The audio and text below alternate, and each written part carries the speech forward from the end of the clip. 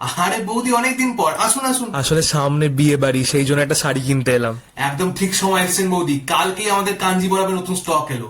ছোটু, কাঞ্জিবরম গুলো নামা তো। আরে বৌদি, দাম নিয়ে একদম চিন্তা করতে হবে না, আমি আছি তো।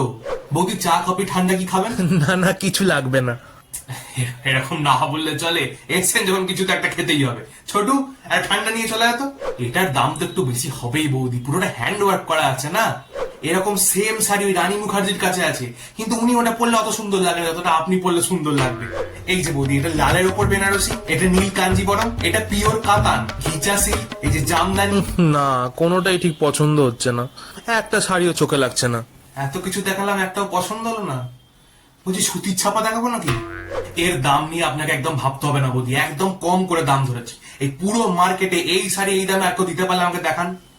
একদম চিন্তা করবেন না, নিয়ে যান, কোনো প্রবলেম হলে আমার কাছে নিয়ে চলে আসবেন, আমি আছি তো এখানে। আচ্ছা বাবা, ঠিক আছে, আপনি বলে আরো 50 টাকা আমি ডিসকাউন্ট দিয়ে দিচ্ছি।